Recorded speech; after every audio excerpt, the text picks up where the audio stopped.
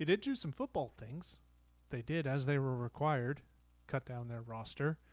Um, I think from a Twitter online football dork perspective, the main thing that I've seen, and I'm saying football dork, you know, affectionately.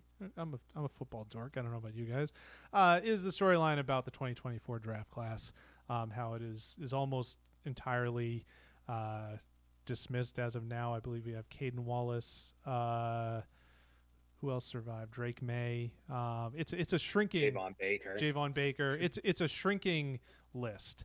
In addition to that, in addition to some newer folks, Kendrick Bourne was on Wednesday. Is that Wednesday? I can't keep the days straight. Today is Wednesday. Yes. Wednesday, given permission, I guess, after he reportedly requested his release, he was let go. Takeaways from the initial cuts. I was surprised to see them originally carrying so many wide receivers. Obviously, the Bourne move cuts that down a little bit, but I did think that 8 wide receivers was a lot, especially considering they were also carrying 3 tight ends. Yeah, the 3 tight ends was weird. And McDaniels. yeah, especially Jake Westover, is that his name? As kind of like a tight end slash potential blocking back person. Right. So I thought that was interesting. The defense was, I kind of said a couple months ago after the draft, I was shocked that they were able to get Braden Swinson because I just thought he was a game wrecker in college. He was always a guy that you knew you were going to have to like work with to make it, he was going to be he was a project, I guess is the best word. And he was let go. So those are kind of like my initial takeaways. The running back room seemed pretty consistent with what we thought. Offensive line, there was not a lot of huge surprises there. I'm not saying that it looked like a winning unit. It just kind of all the names that we saw made the cut. Cole Strange not being one of them. What are your guys' feelings on the Patriots roster after the moves that they made the last couple days? I think a lot of it is they're still undoing and untangling the mess that Belichick largely left them in. That being said, like talking about the 2024 draft class, like that's not aging well at all. And After a year. yeah, right. And so like maybe that's a little too early, but like you don't get any credit for Drake May. You needed a quarterback. There was a consensus quarterback. You took the quarterback, and like I guess technically 15 years from now, if he's on his way to Canton, it's like, well, that was a good draft class. But other than that, like this doesn't look good. But with the other stuff, yeah, like I mean, the Cole Strange thing, that literally was laughed at when it happened, and you almost feel bad for Cole Strange because he didn't choose when he got picked, and it's not his fault he got hurt. Especially some of the talks that we've had about playing that position. If you like that's just snake bitten more than anything else. And it's just some guys can make it through a career without having to go through that, and some guys don't. And he's in the latter, obviously. So that sucks for him. But like when you talk about the roster as a whole and how these things kind of affect that, I think with every passing day, I become less and less enamored or optimistic about the Patriots in 2025 because, like, sure, Kendrick Bourne, I think, reportedly requested his release, but they are, they're light at receiver, and he couldn't, that wasn't good enough for you, like, or you couldn't find a spot, or you couldn't get him to a spot where he was a valuable contributor for your young quarterback. And, like, I understand why Cole Strange had to go, or they felt he had to go, but you look at that offensive line, that's a major mess. And so, like, the fact that they're feeling comfortable or okay with letting go of guys at premium positions at which they don't have a ton of depth kind of tells you, I think, in my opinion, maybe what they expect from this team and how they kind of view the roster that they have. And maybe they are saying, we'd rather see what we have in our third and fourth string receivers than run Kendrick Bourne out there in a way that doesn't benefit him or the team in the future. And same thing with Cole Strange, where it's like let's cycle through, the kid that they drafted this year. Like they've got a couple. I think there was one from last year too. Like let's see what we have with these guys as opposed to like banging our heads against the wall with stuff that hasn't worked in the past. So I think that the moves that they've made in the last few days are a bit of a reflection of that. And like maybe that bodes well for the long-term success, but I don't think that portends well for 2025.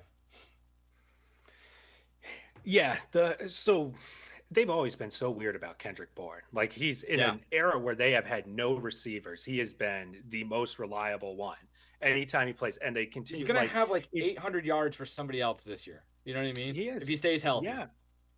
Yeah, and it's just bizarre. Like I know that like during the Belichick era, the Patriots were known as being a cutthroat organization, but we're like very much on the realm of they don't do right by their players in a lot of ways. And like the Cole Strange thing, the draft slot. I'll never forget watching the Sean McVay reaction video, being like, "Friggin', we thought we were going to get him in the third round." But it's like they immediately set up Cole Strange to fail. Put the draft slot aside. He was a left guard when they needed a left tackle. They knew he was going to be undersized for a left tackle, and the initial thought was they'd force feed him into that. That immediately wasn't going to work. So then it was left guard, and that made some sense. Actually, I think they might have switched him to the right. They might have put him on the other side first, and then he gets hurt, and then they're trying him at center. And so no shit, after 2 years, it didn't work. The guy's been getting jerked around. He was overdrafted in the first place. He played for a mid-sized school in the first place. So it's like, of course, there is going to be an acclimation period. So it's like, to Mike's point, like you can hardly blame Cole Strange.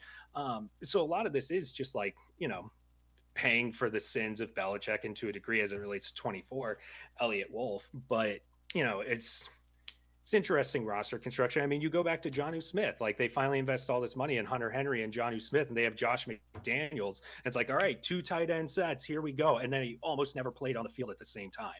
And Jonnu Smith goes elsewhere and becomes a Pro Bowl pass catcher for the Dolphins. And it's just like, I'm at the same place as Mike, where I get less encouraged about the Patriots by the day because I don't trust that they're going to use the personnel right. That's being jaded from previous regimes now. And so it's like, I will give them the benefit of the doubt that maybe Mike Vrabel turns the page there. The last note I'll have is I think it makes perfect sense that they kept Duggar. That contract, like the contract's the contract, it was going to be untradeable. So at that point, you're better off seeing if he'll bounce back because he can be such an impactful player, as opposed to sending him for a 7th round pick in 2027. So I got no issues with them keeping him. The contract's bad. It's a terrible contract. I didn't help that he was awful last year. Yeah. Maybe he's been hurt though. Like maybe a shoulder injury or an ankle injury? I think it was an ankle. Last year, like who knows? Yeah, but like at that position, it's weird. Like when you fall off fast. It feels like maybe I'm misremembering, but like Devin McCourty, when he started to fall off, it went pretty quick too. So they have to hope that, like, I know Duggar is younger than McCourty was at that point in his career, but that's a tough position to play. Well, you can play him as like a linebacker too. That's what I don't get. It's like you don't have to play him as a true safety. Like try and convert him into like just an in the box safety. But car crashes. Yeah, that'll probably accelerate the decline. But the other thing, and I would occasionally think about this when I was interviewing athletes regularly, it would especially hit me on like draft nights, is these are kids, and I don't mean to say that in like a lecturing way, because like I'm sure you guys have all been there. You're talking to someone who's talking, they're a veteran athlete, and you realize like, wait, this kid is 28 years old, and like Cole Strange is what, 26? Yeah, Jalen Polk, Javon Baker. These guys, they're in their mid-20s. Like Cole Strange, I guess maybe he could go and catch on somewhere and be a backup like right guard for another couple years, but this also might be it for him. Like he might be like a practice squad guy for a couple more years, and then it's hang him up for him. So when you talk about like doing not right by their players when it comes to roster and draft position and all those sorts of things, like there's also that piece of it as well. It's like you're also talking about putting somebody in a position where it's like they're 26 years old and they're looking around and they're like, what do I do now? Do I go coach line at like my old high school and then like become a gym teacher? Because this isn't how I expected to spend my late 20s. Go play for the Mass Pirates in the indoor league. I've been getting a lot of videos about those U40 football leagues that these guys are playing. That's all over the place now. Rajon Rondo. Yeah, you see Rajon Rondo's playing flag football.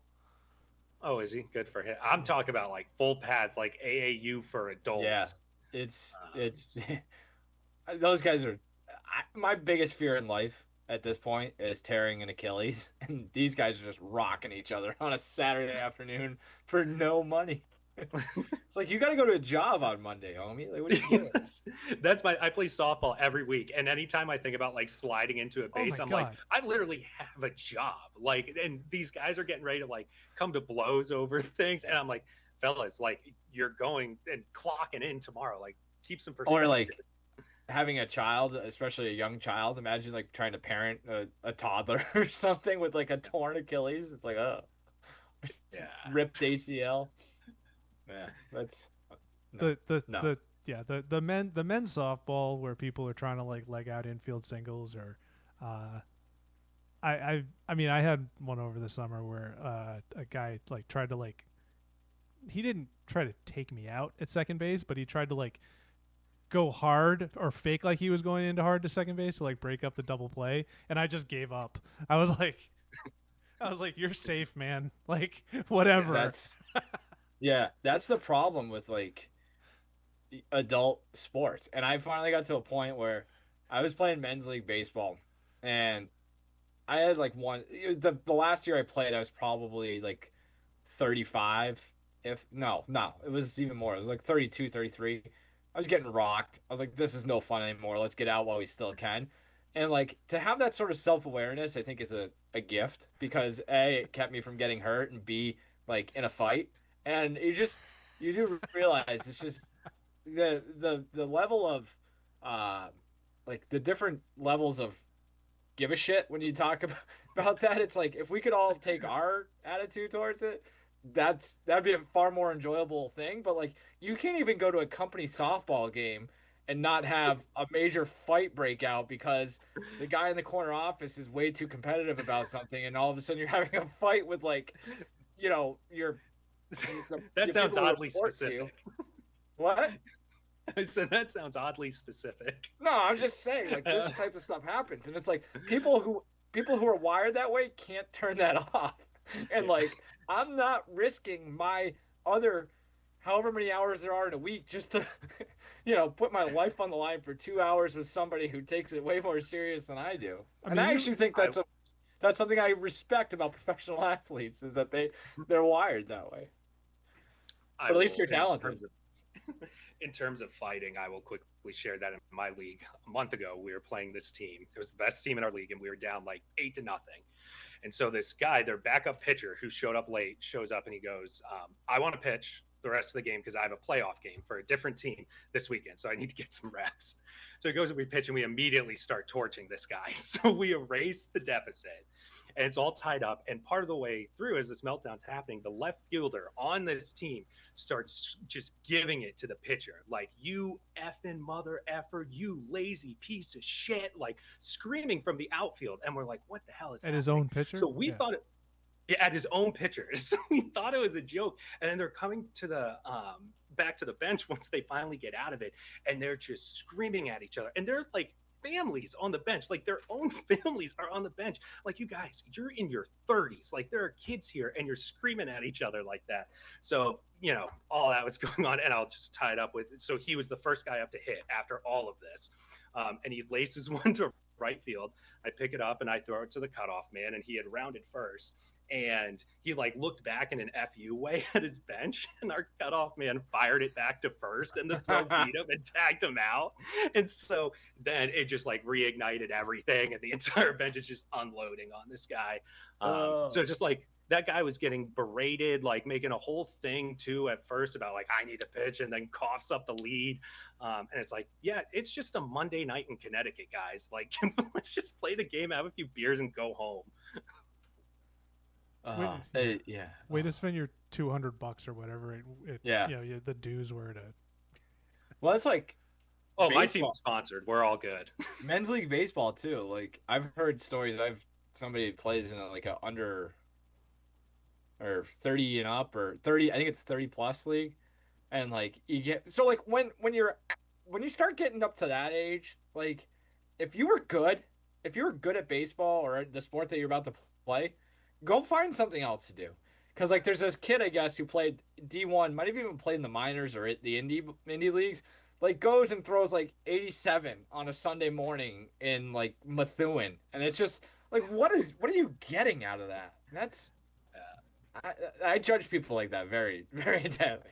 Oh, I was so happy to switch to over 30 leagues. I'm tired of running around with 20. Like I'll do it for soccer. I'm tired of running around with 22-year-olds who are home from college. That's tough too. Yeah, that's no good. Over 30 is still too young for me.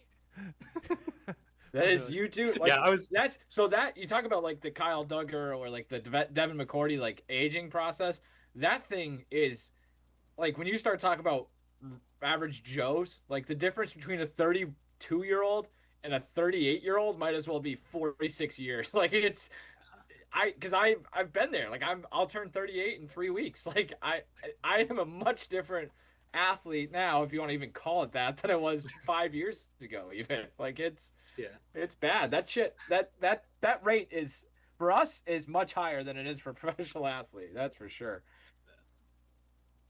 So I mean, imagine being Cole Strange. I mean, it's I mean, you can go play softball with Logan now, I guess. There you go. If Cole Strange needs to fill in at first in Vernon, Connecticut, he's more than welcome to. But I mean, we look as an extreme example, but like you look at like the self-destructive nature. This is not. I don't mean this in a funny way. Like the guys like Antonio Brown. Like once they didn't have anywhere for that outlet to go, and at least Antonio Brown got a decade plus to have an outlet for his competitiveness and insanity in his case. But a lot of these other guys, like a lot of guys, they found out today that, after playing football since they were, 10 years old, hot summers in Oklahoma, and going through the last 4 years and playing for McNeese State or whatever, grinding to get to a non-drafted invite to the NFL, going to camp the last few weeks with the New Orleans Saints. This is the end of the line. Yeah, it sucks. Even I think those are the guys. Yeah, but like those are, to your point, kind of been like, I'm sure Antonio Brown wanted it to some extent, but I doubt he wanted it nearly as bad as a lot of the guys who you're talking about with like the undrafted or like their careers are already over. Where it's like Brown didn't even really have to care. Like he could just show up and run by guys, catch touchdowns. Where it's like. Which makes it even harder to hear these stories about kids who, get cut loose at a certain age or have injuries that kind of derail them. So that is one thing. Maybe that's like a little behind the keyboard type of thing is like, and we kind of alluded to it when you're talking to players, but it's just like, I don't think people realize the way that professional athletes are wired. And like, it's even more intense and more impressive, I think, than people give them credit for. Not to blow even more smoke up a professional athlete's skirt because Lord knows that they're praised for enough in life. But yeah, the mental side of it or whatever, if you want to call it that, is far more impressive, I think, than I ever realized. So